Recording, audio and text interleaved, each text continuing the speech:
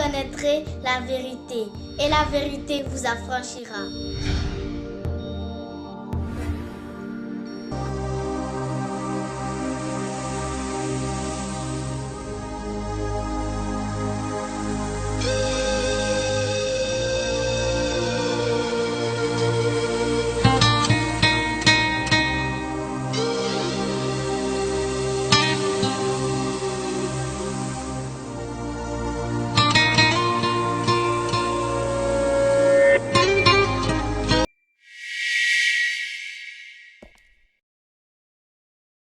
Voilà, chers frères et sœurs, je vous salue encore dans le nom de notre Seigneur et Sauveur Jésus-Christ. Alors, nous allons commencer notre séance de questions-réponses, et nous sommes aujourd'hui à la deuxième partie. Et donc, la première partie, nous avons répondu à la question de savoir est-ce que les femmes peuvent être pasteurs, est-ce qu'une femme peut être établie comme pasteur sur une église et enseigner la parole de Dieu. Et donc aujourd'hui nous allons donc répondre à deux questions essentiellement dans cette séance de questions-réponses. Nous allons répondre à la question de savoir est-ce qu'on doit appeler quelqu'un papa ou bien père spirituel ou bien daddy ou bien senior bishop ou bien révérend, en tout cas tous les titres que les hommes de Dieu se donnent aujourd'hui et qui aiment qu'on les appelle papa, qui aiment qu'on les appelle père spirituel, qui aiment qu'on les appelle révérend, qui aiment qu'on les appelle bishop, archibishop. Est-ce que tout ça c'est biblique? Voilà. Est-ce que un enfant de Dieu doit le faire? Et puis la deuxième question à laquelle nous allons répondre, c'est le port du voile. En fait, la personne qui nous a posé la question a voulu savoir est-ce que porter les voiles pour les femmes, les bijoux, les mèches, voilà. Donc, bon, on va plus aujourd'hui parler du voile parce que si on veut rentrer dans les bijoux, les mèches, ça va encore faire long. Donc, on va juste répondre à ces deux questions parce que souvent, j'aime rentrer en profondeur dans les sujets. Je n'aime pas survoler parce que quand on survole, les gens peuvent ne pas comprendre ou bien ils peuvent penser qu'on donne notre idée. Donc, j'aime souvent qu'on se plonge dans la parole de Dieu pour vraiment connaître la vérité concernant les questions qu'on se pose. Car la Bible est claire, vous connaîtrez la vérité et la vérité vous affranchira. Voilà, donc on va aller dans la Bible. Et cette question de savoir est-ce qu'on doit appeler quelqu'un papa, directeur, bishop, archibishop. Et donc Jésus a donné un enseignement sur ça. Jésus a parlé de ces choses. Et nous allons vraiment nous plonger dans la parole de Dieu pour essayer de comprendre quelle est la vérité dans toute cette histoire. Donc, nous allons prendre notre Bible dans le livre de Matthieu, c'est plutôt Matthieu chapitre 23. Et nous allons commencer à faire la lecture à partir du verset 1er. Voilà. Vous voyez, excusez-moi de le dire, mais vous voyez, il y a beaucoup de questions que beaucoup d'enfants de Dieu se posent aujourd'hui. Pourquoi? Parce que la vérité a disparu de beaucoup de nos assemblées. C'est-à-dire que les questions les plus simples, les questions les plus basiques, les enfants de Dieu n'ont pas de réponse. Et l'Église est vraiment remplie aujourd'hui de confusion. L'Église aujourd'hui a été vraiment infiltrée. Les hommes de Dieu qui disent qu'ils ont fait des écoles de théologie, qu'ils ont le doctorat, n'expliquent pas la vérité. Ils ne se tiennent pas dans la vérité. Ils n'enseignent pas la parole de Dieu comme cela se doit. Parce qu'ils recherchent leur propre gloire et leur propre honneur. Ils cherchent l'argent et ils trompent les gens. Et donc, ça me fait mal souvent quand on doit répondre à souvent des petites questions que les gens devraient savoir. Mais nous sommes à la recherche de la vérité et le fardeau que Dieu a mis sur notre cœur, c'est de proclamer la vérité pour que ceux qui veulent voir puissent voir, ceux qui veulent comprendre puissent comprendre. Donc, nous allons lire la Bible. Donc, dans Matthieu chapitre 23, à partir du verset 1er, il est dit « Alors Jésus, parlant à la foule et à ses disciples, dit « Les scribes et les pharisiens sont assis dans la chaire de Moïse. Faites donc et observez tout ce qu'ils vous disent, mais n'agissez pas selon leurs œuvres, car ils disent et ne font pas. Donc ici, Jésus va vraiment faire des reproches à des pharisiens, aux pharisiens et aux scribes. Et il va dire à la foule et à ses disciples, écoutez, les pharisiens que vous voyez sont assis dans la chair de Moïse. Faites donc et observez tout ce qu'ils vous disent, mais n'agissez pas selon leurs œuvres, car ils disent et ne le font pas. Ça veut dire qu'ils avaient de bons enseignements. Ils avaient de bonnes doctrines. Ok?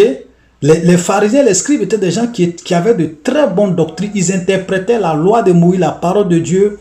En tout cas, beaucoup de choses qu'ils enseignaient étaient correctes. Mais leur problème, c'est que ce que eux-mêmes ils prêchaient, ils ne mettaient pas ça en pratique. Ils étaient des hypocrites. Et nous allons voir, regardez le verset 4, il est dit, ils lient des fardeaux pesants et les mettent sur les épaules des hommes, mais ils ne veulent pas les remuer du doigt.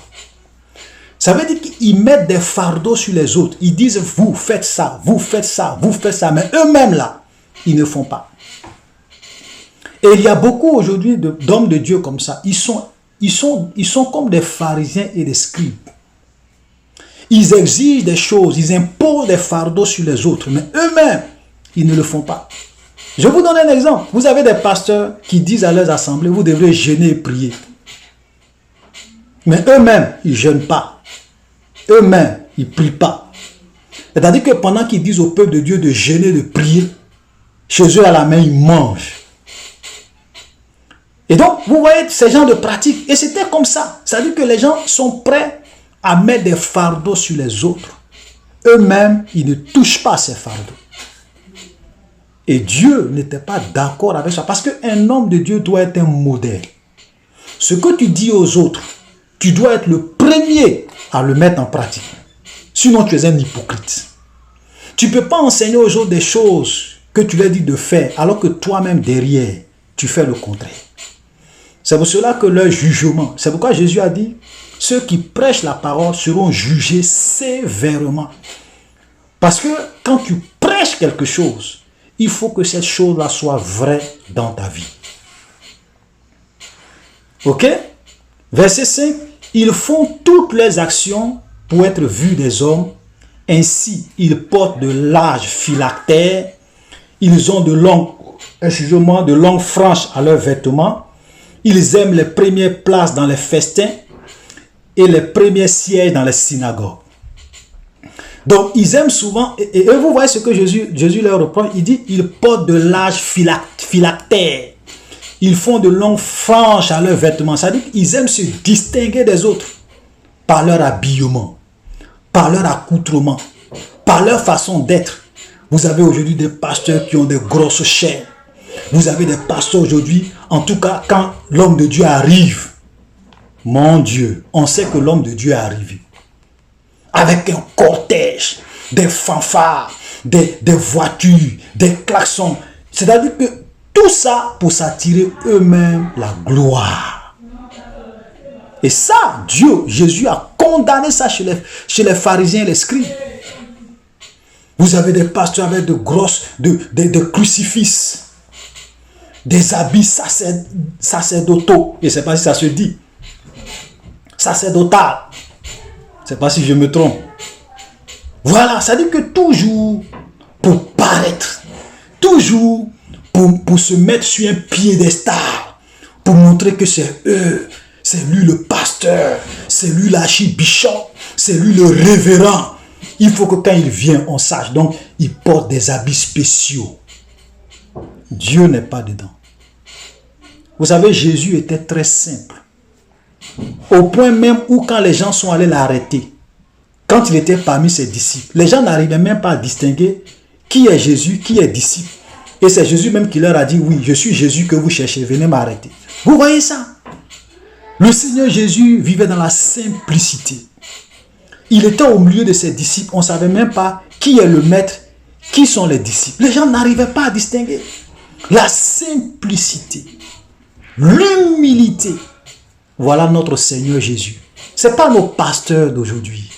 Ce n'est pas nos archibishops d'aujourd'hui. Ce n'est pas nos manipulateurs d'aujourd'hui qui sont nombreux. Je ne dis pas qu'il n'y a pas de vrais hommes de Dieu. Il y a de vrais hommes de Dieu qui prêchent la vérité. Mais ils ne sont pas les plus populaires. Ils ne sont pas des pasteurs que vous connaissez. La plupart des pasteurs que vous appelez grands pasteurs, beaucoup d'entre eux ne vivent pas la parole. Frère, je vous prêche la vérité. C'est pour cela qu'il y a toujours des scandales qui éclatent sur leur vie. Des homosexuels, des pédophiles, des escrocs. Amen. Donc, ils aiment la première place dans les festins et les premiers sièges dans les synagogues. Aujourd'hui, quand vous allez dans certaines églises, les pasteurs ont des trônes. Moi, je n'appelle pas ça fauteuil, ce sont des trônes. C'est-à-dire que quand vous rentrez dans l'église, déjà vous pouvez savoir la place du pasteur. Ils ont des fauteuils spéciaux. Ils ont des trônes faits avec art. Et c'est eux qui s'asseyent. Ils sont les seuls à s'asseoir là-bas. Eux et puis leurs femmes. La distinction. Et c'était comme ça les scribes et les pharisiens étaient. Ok, ils aiment la première place dans les festins et les premiers sièges dans les synagogues. Il y a des églises quand vous arrivez. Ce n'est pas n'importe qui est devant. C'est-à-dire que si toi tu es un inconnu, tu rentres. Tu viens très tôt, tu vas t'asseoir devant. On va te dire, lève-toi, ce n'est pas ta place. Parce que cette place-là est réservée à des gens. Ok? Il y a des places là. C'est-à-dire que les premières rangées, c'est réservé. C'est-à-dire que ce sont les grands. Ceux qui financent. Ceux qui sont proches du pasteur qui doivent s'asseoir là. Ce n'est pas n'importe qui. Voilà, c'est de tout ça que je suis en train de parler. La confusion dans l'église. Vous voyez? Mais malheureusement, si les gens lisaient simplement leur Bible, ils allaient se rendre compte que tout ça, ce n'est pas de Dieu. Ce n'est pas biblique. Ce n'est pas de Dieu. Pourquoi on ne veut pas être simple? Pourquoi on veut compliquer les choses? Amen. Et ce qui va nous intéresser, c'est le verset, à partir du verset 7, il dit, ils aiment à être appelés dans les places publiques. Et ils aiment à être salués dans les places publiques et à être appelés par les hommes rabbi, rabbi. Mais vous, ne vous faites pas appeler rabbi, car un seul est votre maître. Et vous êtes tous frères. N'appelez personne sur la terre votre père, car un seul est votre père, celui qui est dans les cieux. Ne vous faites pas appeler directeur, car un seul est votre directeur, le Christ. Le plus grand parmi vous sera votre serviteur, et quiconque s'élèvera sera baissé, et quiconque s'abaisse sera élevé. Vous voyez, j'ai lu tous ces versets pour vous montrer un peu le contexte dans lequel Jésus a dit qu'on ne doit pas appeler quelqu'un rabbi, qu'on ne doit pas appeler quelqu'un directeur, qu'on ne doit pas appeler quelqu'un père. Voilà le contexte. C'est-à-dire que Jésus est en train de faire des reproches aux pharisiens, aux scribes, aux responsables des synagogues de son temps, qui aimaient les honneurs, qui aimaient la gloire, qui aimaient vraiment qu'on les salue dans les places publiques, qui aimaient vraiment que les gens se prosternent devant eux. Maître, maître, papa spirituel, maman, maman spirituelle, on se prosterne. Il y a même des pasteurs, quand ils arrivent dans leur église, les gens se mettent en genoux. C'est-à-dire que même quand vous les saluez, vous êtes obligé de vous incliner. C'est-à-dire qu'eux sont trop arrivés, ils sont comme Dieu. Même Jésus même. Ce que Jésus n'a pas fait là, eux ils font ça. C'est-à-dire qu'ils sont plus même que Jésus. Et quand vous ne les appelez pas maître, quand vous ne les appelez pas papa, quand vous ne les appelez pas archibishop, ils sont frustrés. C'est-à-dire que pour eux, vous leur avez manqué de respect. Voilà, c'est-à-dire que si vous ne les appelez pas avec les titres, c'est comme si vous leur avez manqué de respect. Ils ne sont pas contents. Pourquoi? Parce qu'ils sont orgueilleux. Ils sont remplis d'eux-mêmes. Ils sont imbus de leur personnalité. L'orgueil. Voilà le problème aujourd'hui. Et Jésus dit, on ne doit pas appeler quelqu'un rabbi, rabbi. On ne doit pas appeler quelqu'un père. On ne doit pas appeler quelqu'un directeur. Il dit, nous sommes tous des frères. On est tous des frères. Jésus seul est notre directeur. Dieu seul est notre Père, est notre Papa. Dieu seul est notre Maître. Nous sommes tous des frères. Frères, voilà la vérité. Voilà la vérité. Pourquoi les pasteurs veulent forcément qu'on les appelle les révérends? Pourquoi ils veulent qu'on les appelle les archibishops? Pourquoi ils veulent qu'on les appelle senior bishops? C'est comme il y a une dame que j'avais regardée une fois. On dirait que le journaliste l'avait appelée par son nom. Et elle n'était pas contente. Elle voulait forcément qu'on mette son titre. C'est malheureux ce qui se passe aujourd'hui dans les églises. Frères, nous devrons faire attention. Jésus a été clair, hein, ce test-là. On n'a pas besoin de passer par 4 chemins. Il dit, frère, il dit, je reprends le verset, mais vous, ne vous faites pas appeler rabbi, n'appelez pas quelqu'un maître. Car un seul est votre maître, vous êtes tous des frères. N'appelez personne sur terre votre père, car un seul est votre Père, celui qui est dans les cieux. Ne vous faites pas appeler directeur. Un seul est votre directeur, le Christ. Pourquoi les pasteurs ne mettent pas en pratique cette parole? Pourquoi les pasteurs qui aiment appeler daddy, daddy? Et vous voyez les chrétiens aujourd'hui, comment ils idolâtrent. Je vais vous dire, frère, beaucoup de chrétiens vivent dans l'idolâtrie des hommes. Le culte de la personnalité. Et ça, c'est un péché grave, l'idolâtrie. Paul dit les idolâtres ne vont pas entrer dans le royaume de Dieu. Vous avez des chrétiens aujourd'hui, je vais vous dire, frère, ils peuvent regarder des débats à la télévision où les gens insultent Jésus, où les gens disent que Jésus n'est pas Dieu, où les gens disent que Jésus n'est pas le Fils de Dieu, où les gens disent que Jésus n'est pas le Sauveur du monde, où les gens disent que même Jésus n'a jamais existé. Ils ne vont rien dire, ils ne vont pas faire de commentaires, ils ne vont pas réagir. Mais gare à vous, si vous parlez mal de leur pasteur, si vous parlez mal de leur archibishop, si vous parlez mal de leur papa spirituel, boy, là vous avez déclaré la guerre. Ils vont vous menacer, ils vont faire des commentaires pour vous insulter. Vous voyez comment c'est grave. Ça dit que ils ont de la considération pour leur pasteur, plus que Jésus, plus que Dieu. Parce que si tu veux, il faut insulter Jésus, ce n'est pas leur problème. Mais si tu insultes leur pasteur, si tu parles mal de leur pasteur, tu auras problème. Il y a certains même qui vont même jusqu'à dire, quand tu commences à parler mal de leur pasteur, frère, Dieu va te frapper. Tu es en train de blasphémer contre le Saint-Esprit. Moi, quand je regarde ça, ça me fait rire. Parce que moi, ça ne m'effraie pas. Vous savez pourquoi? Parce que Jésus a dit, vous savez ce que Jésus a dit? Jésus a dit, quand il parlait du blasphème du Saint-Esprit, ce verset, on va l'expliquer un jour. Quand Jésus parlait du blasphème du Saint-Esprit, qu'est-ce qu'il a dit? Il dit, celui qui parle mal contre moi, le Fils de l'homme, il est pardonné. Mais celui qui parlera mal contre le Saint-Esprit, il ne lui sera pas pardonné. Mais Jésus est en train de dire que si quelqu'un parle mal contre lui, Jésus, en tant que fils de Dieu, en tant que fils de l'homme, lui, Jésus, il lui pardonne.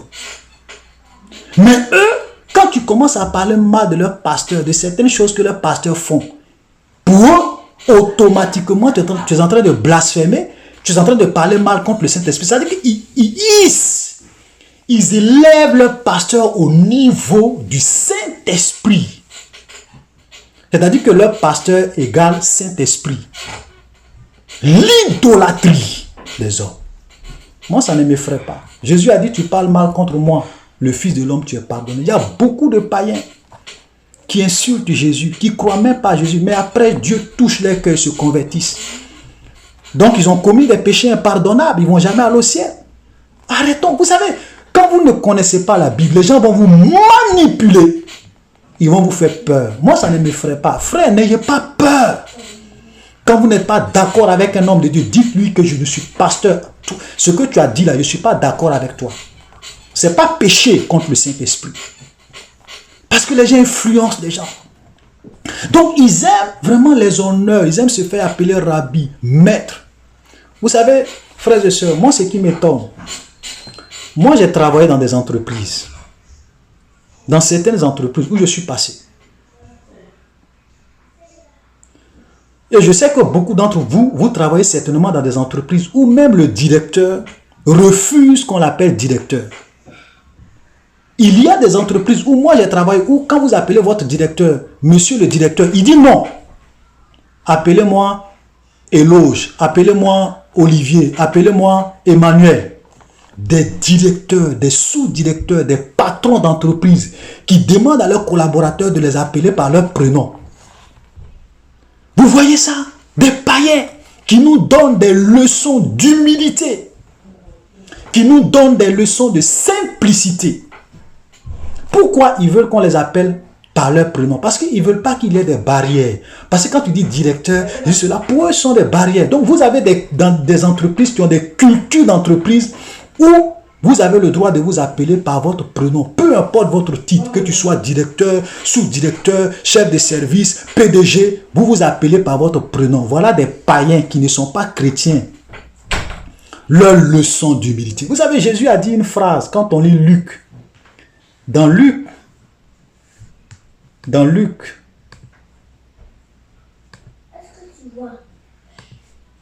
Luc chapitre 16, à partir du verset 8, j'espère que je vais retrouver le texte. Oh là là, bon, on va retrouver ça rapidement. Luc chapitre 16, à partir du verset 8.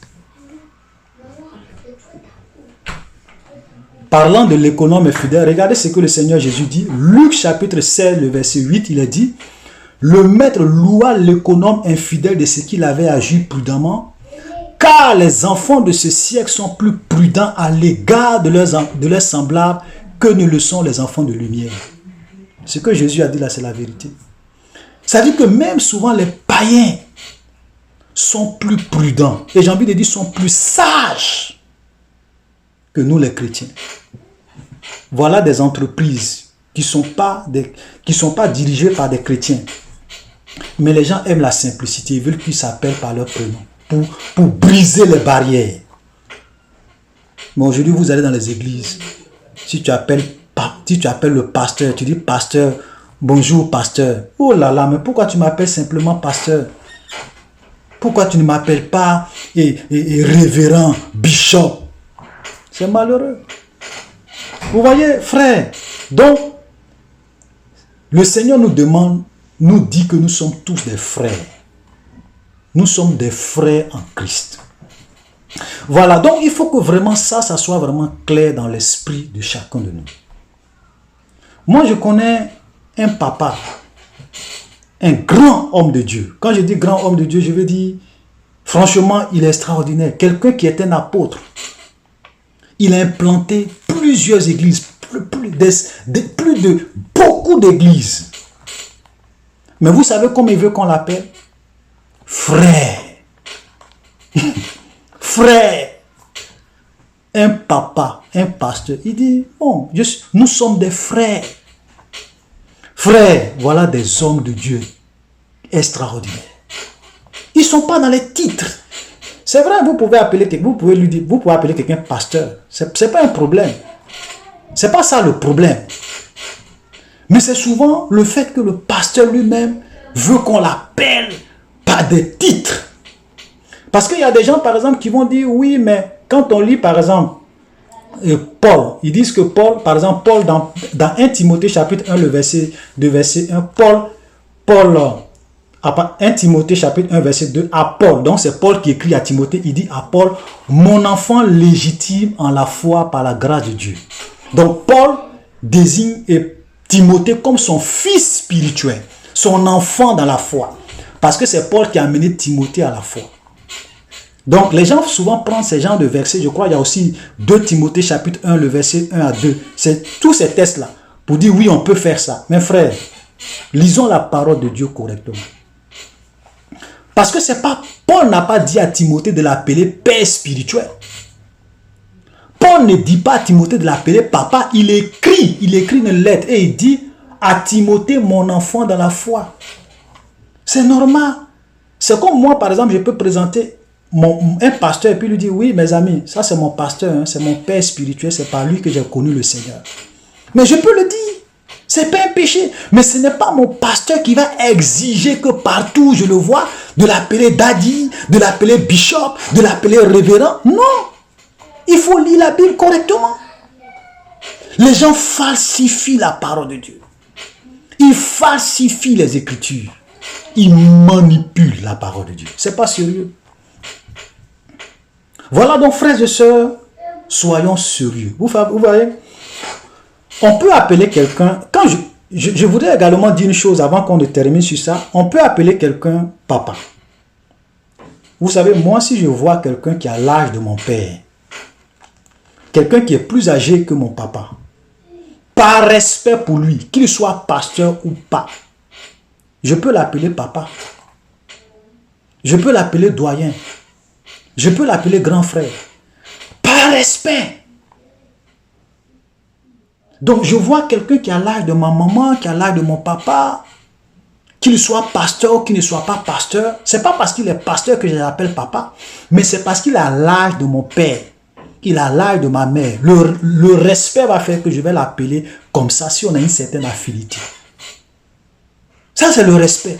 Parce que quand Jésus dit n'appeler personne père, ça ne veut pas dire que si vous trouvez votre père biologique, vous n'allez pas l'appeler père ou bien vous n'allez pas l'appeler papa. Non, ce n'est pas de ça que Jésus parle. Regardez bien le contexte. Le contexte, ce sont les pharisiens et les scribes qui aiment qu'on les appelle avec des titres. Parce qu'ils sont orgueilleux. Et regardez comment le verset se termine. Vous voyez? Parce que ce qui prouve même que ce n'est pas orgueil. Jésus dit par exemple au verset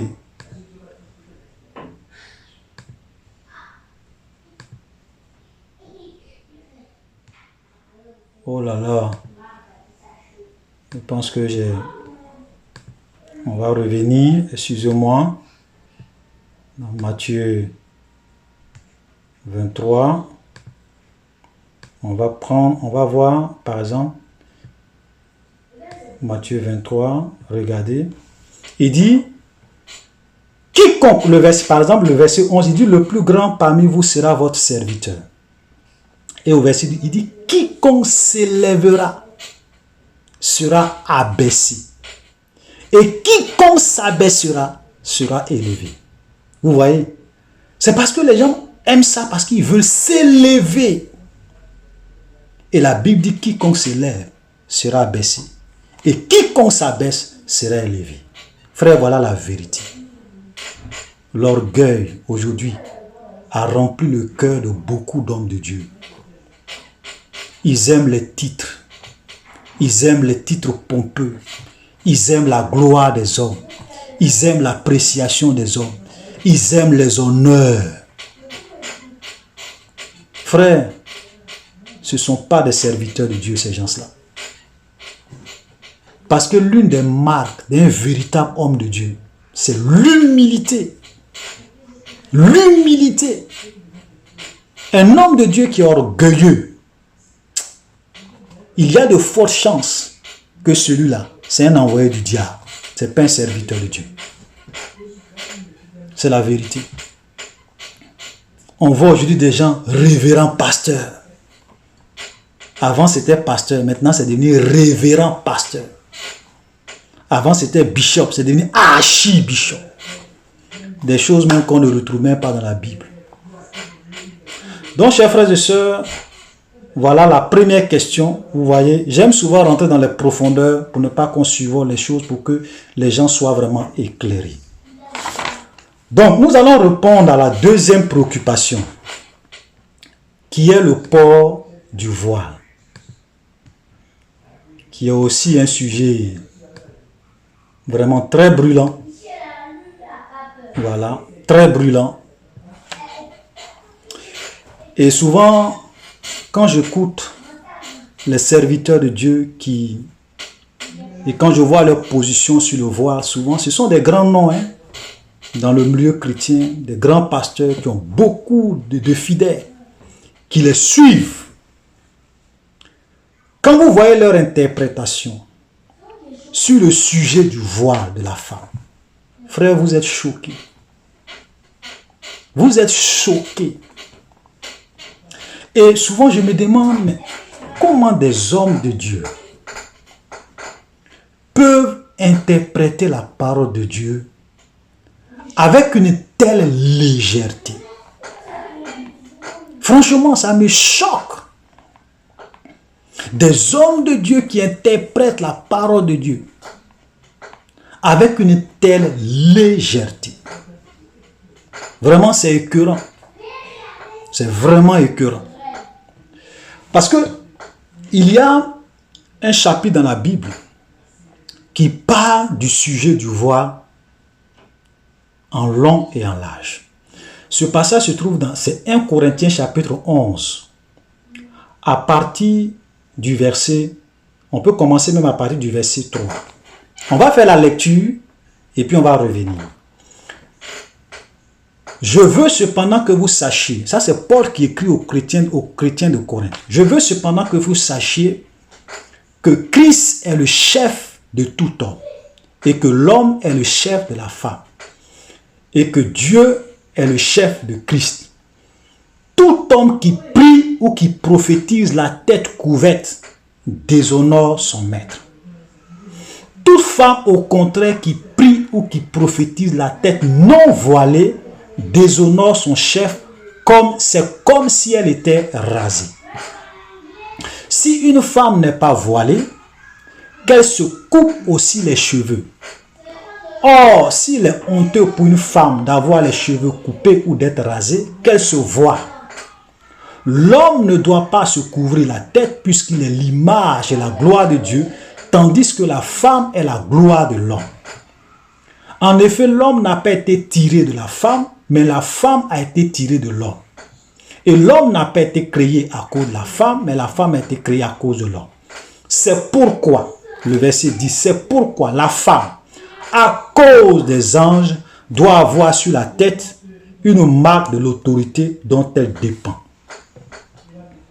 Voilà un peu le passage. Mais nous allons aussi lire le verset 15, parce que ça aussi c'est quelque chose que les gens utilisent.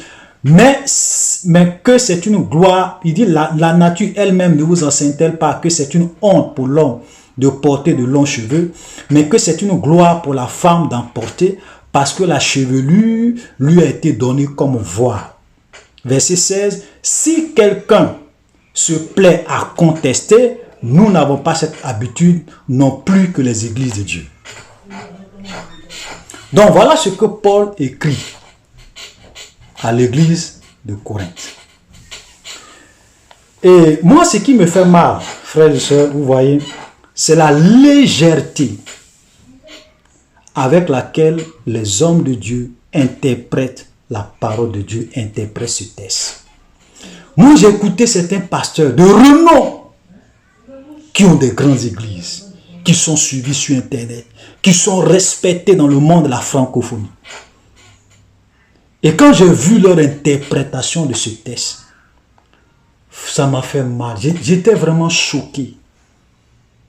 Je me dis, mais comment des hommes de Dieu qui sont censés défendre la parole, qui sont censés expliquer aux enfants de Dieu la vérité biblique, peuvent expliquer et interpréter des textes bibliques avec de tels arguments? Je suis choqué. Il y a un qui dit, je vous donne quelques arguments, hein. Il y a un qui dit que le port du voile, c'est une question culturelle. Ça dit que cette interdiction-là, c'était pour la culture, c'était lié à la culture des Juifs. Et que ça ne s'applique pas à nous. Je suis choqué. Il y a un qui dit non, le contexte dans lequel Paul a dit ça, c'était pour qu'on puisse faire la différence entre les prostituées et les femmes chrétiennes de l'époque. Donc ça ne s'applique pas à nous. Et il y a même des arguments où il dit par exemple que non, ça c'est pour les femmes blanches, c'est-à-dire que les femmes qui ont de longs cheveux, nous les africaines, les femmes africaines n'ont pas de longs cheveux. Donc ça c'est pas écrit pour elles. Et il commence à prendre certains exemples pour dire oui, mais si c'est ce que Paul voulait dire, mais si vous êtes une femme et que l'onction vous saisit, que le Saint-Esprit descend sur vous dans votre chambre pendant que vous êtes au lit et que vous voulez prier, comment vous allez faire? Donc vous allez chercher votre voile. Que non, que lui ne croit pas. Que une femme, ça veut dire qu'une femme doit se voiler. Frère, vous voyez ce que des hommes de Dieu qui sont censés expliquer la parole de Dieu font. Et la dernière fois, je vous expliquais, je vous ai parlé, quand je parlais du fait que est-ce qu'une femme doit être pasteur, est-ce qu'une femme peut diriger une église, je vous ai dit. J'ai dit, cette histoire de contexte, il faut que le contexte soit basé sur la parole de Dieu elle-même. Il faut que le contexte se trouve dans la Bible, il faut que le contexte soit justifié dans la parole de Dieu. Parce que moi, je peux dire, par exemple, que, attends, Paul a écrit ça parce que les femmes étaient vraiment exagérées et qu'elles avaient des cheveux qui arrivaient jusqu'au niveau de leurs pieds et elles traînaient leurs cheveux dans l'église. Et donc, comme Paul a vu que ce n'était pas bien séant, donc il a écrit ça pour qu'elles puissent se voiler, pour que ça soit au moins présentable. Je peux inventer et expliquer je peux dire c'est dans ce contexte-là. Mais frère, qu'est-ce qui prouve que le contexte que je suis en train de dire là est vrai? Qu'est-ce qui prouve que je n'ai pas inventé? Parce qu'on peut fabriquer des contextes. Frère, vous voyez la légèreté. Comment un homme de Dieu peut venir dire que ça c'est culturel, qu'un texte biblique est culturel? Mais est-ce que nous les Africains, nous sommes des Juifs? Est-ce que nous avons les mêmes cultures que les gens qui vivent dans le Moyen-Orient, les Juifs? Donc tout ce que la Bible a écrit là, c'est pas pour nous. Quelqu'un peut dire ça. Et aujourd'hui, il y a des gens même qui disent que oui, la Bible là, c'est pour les Blancs. Nous les Africains, on a notre tradition. Mais ils ont raison. Si on veut raisonner comme ça veut dire que la parole de Dieu là, c'est pas pour nous. Parce que Paul a écrit sur plusieurs sujets. Paul a écrit sur plusieurs sujets. Mais est-ce que tout ce que Paul a écrit, c'est dans un contexte? Voilà, quelqu'un peut dire, mais moi je ne suis pas de l'église de Corinthe. Donc ça ne s'adresse pas à moi.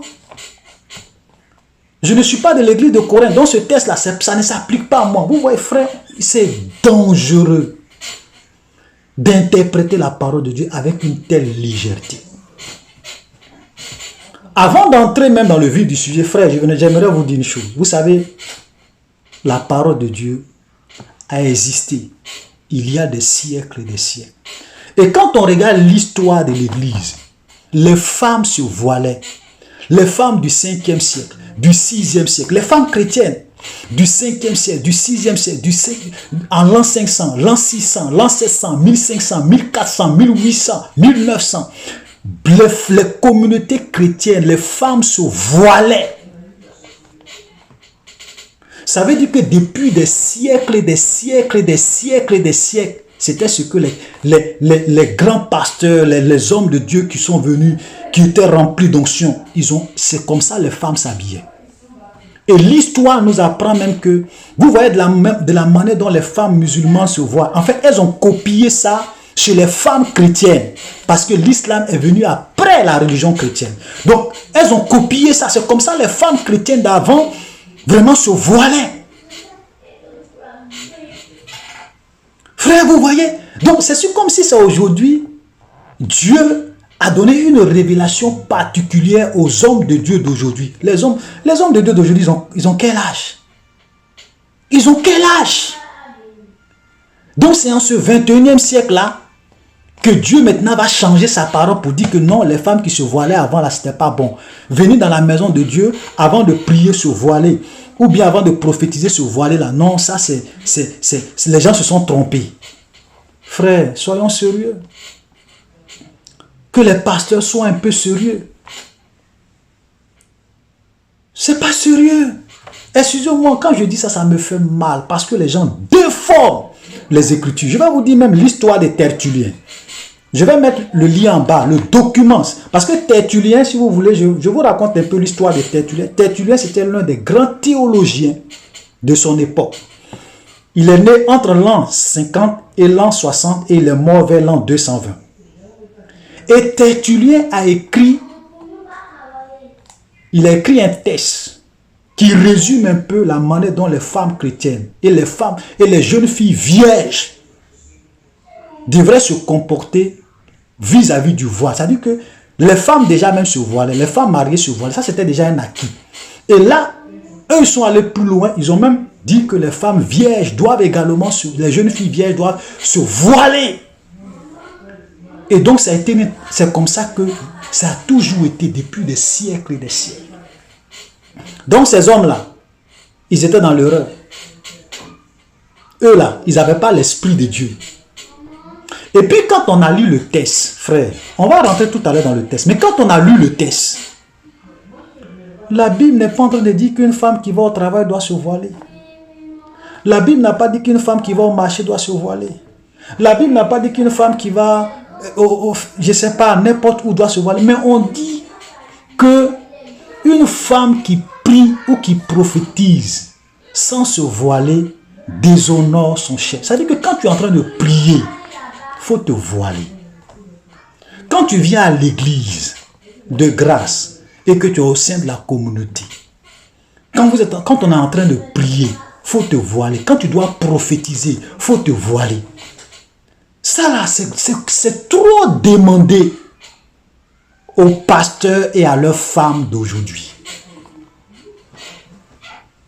Vous voyez, de simples choses, les gens ne sont pas prêts à obéir. Et beaucoup de pasteurs, certainement pour faire plaisir à leurs femmes qui aiment se montrer, leurs femmes qui aiment se paraître, leurs femmes qui aiment vraiment se faire voir. Parce que si on dit de se voiler leurs mèches, leurs cheveux, tout ça, non. Et les gens enseignent, ils déforment la parole de Dieu. Des manipulateurs pour égarer les enfants de Dieu. Ne les écoutez pas, frères et sœurs. Ne les écoutez pas.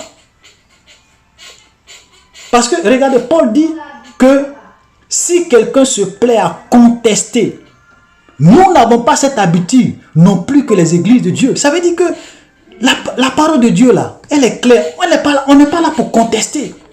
Parce que quand le Saint-Esprit inspire ses serviteurs pour écrire, le Saint-Esprit connaît le présent, il connaît le passé, il connaît le futur. Donc la parole de Dieu ne s'adapte pas à notre époque. Mais on doit obéir. Maintenant, on va aller vite parce que, pour ne pas que la vidéo est en train de déjà prendre du temps. Frère, quand on lit ce texte, il y a deux raisons pour lesquelles Paul demande à une femme de se voiler. Deux raisons essentielles. C'est le contexte qui est là. Parce que Paul n'a pas dit la femme doit se voiler parce que pour faire la différence entre les femmes prostituées et les femmes mariées chrétiennes, donc il faut que les femmes se voilent. C'est pas écrit. Ça, c'est pas écrit. Paul n'a pas dit que oui, la femme doit se voiler parce que c'est une question culturelle. Donc, comme dans la culture juive, c'est comme ça. Donc, il faut que les femmes se voilent. Paul n'a pas dit ça. Il a donné deux raisons. Et nous allons lire ces deux raisons. La première raison, il dit quoi? Il dit, toute femme, au contraire, qui prie ou qui prophétise la tête non voilée, déshonore son chef. Son chef qui est quoi? Qui est son mari. Et par ricochet, le Seigneur. Parce que c'est vrai que l'homme est le chef de la femme. Ok? Le chef de l'homme, c'est Christ. Et puis le chef de Christ, c'est Dieu. Maintenant, quand on parle de l'homme est le chef de la femme, je l'ai déjà expliqué, ce n'est pas une question de dire que l'homme est supérieur à la femme. C'est une question d'ordre, c'est une question d'hiérarchie. Et l'exemple que j'ai donné la dernière fois, j'ai dit, vous-même, vous voyez que même dans les entreprises, on a des directeurs, on a des sous-directeurs, on a des chefs de service. Mais ça ne veut pas dire que votre directeur est plus homme que vous, ou bien qu'il est supérieur à vous parce qu'il est un homme extraordinaire, ou bien il est un extraterrestre. Non, mais c'est un ordre, c'est une hiérarchie pour le bon fonctionnement de l'entreprise. C'est pareil. Donc dans la maison de Dieu, il y a un ordre pour le bon fonctionnement de l'église. Donc la première raison, c'est qu'une femme qui prie et qui ne se qu'une femme qui prie ou qui prophétise la tête non voilée déshonore son chef. Première raison. Deuxième raison, ça se trouve au verset 10. Il dit c'est pourquoi, écoutez très bien, c'est pourquoi la femme, à cause des anges, doit avoir sur la tête une marque de l'autorité dont elle dépend. Une marque de l'autorité dont elle dépend. Vous voyez? Donc voilà les deux raisons. la présence des anges, et même encore la présence des anges. Vous voyez, il y a des gens qui disent non, ces anges-là, la Bible n'a pas précisé si ce sont des démons, si ce sont les bons anges, ou bien si ce sont les mauvais anges. Ah, franchement. Souvent quand j'entends des arguments comme ça, donc des chrétiens qui se réunissent, on va faire une interdiction à cause des démons. Vous voyez comment les gens sont malhonnêtes. Ils déforment la parole de Dieu. Donc frère, il ne faut pas, on va se laisser tromper, ma soeur. Parce que je ne veux pas que ça soit encore long. Les deux raisons, c'est ça. Maintenant, moi quand je lis le texte, on ne vous demande pas de vous voiler quand vous allez au marché. On ne vous demande pas de vous voiler quand vous allez au travail. Mais on dit, si vous êtes en train de prier, ou vous êtes en train de prophétiser, ok, voilez-vous, c'est tout. Voilà. Et puis, je termine avec un autre passage où les gens disent, où la Bible dit, Dieu a donné, verset 15, c'est pourquoi, verset 15, mais que c'est une gloire pour la femme d'emporter parce que la chevelure lui a été donnée pour voir. Donc il y a d'autres qui prennent ce verset pour dire que les chevelures de la femme déjà sont pour elle comme une voile. Ok? Ok? Donc pour voir. Donc elle n'a pas besoin de se voiler. Bon, je ne sais pas, le voile, voilà, comme voile. Donc elle n'a pas besoin de se voiler. Frère, vous voyez, soyons sérieux. Parce que la Bible ne peut pas dire que si une femme ne se voile pas, qu'elle se rase. Ok? Donc je suppose qu'une femme qui est rasée, ça veut dire qu'une femme qui est rasée n'a plus besoin de se voiler. Donc si la chevelure est une voile, est le voile auquel nous avons parlé précédemment, fait référence au voile auquel nous avons parlé précédemment, ça veut dire qu'une femme qui a déjà de longs cheveux est déjà voilée. Ok? Est déjà voilée. Donc si une femme qui a déjà de longs cheveux est déjà voilée, donc une femme qui a des cheveux courts doit se voiler. Ça veut dire qu'elle n'est pas voilée. Elle doit se voiler alors que la Bible dit que si une femme, ok, ne veut pas se voiler, qu'elle se coupe les cheveux. Ça veut dire qu'une femme qui a des cheveux courts n'a plus besoin de se voiler. Il y a une contradiction. Ça veut dire que le voile dont il est question, ça ne fait pas référence au voile que la femme doit mettre pour se couvrir la tête. Interprétons la parole de Dieu honnêtement et correctement.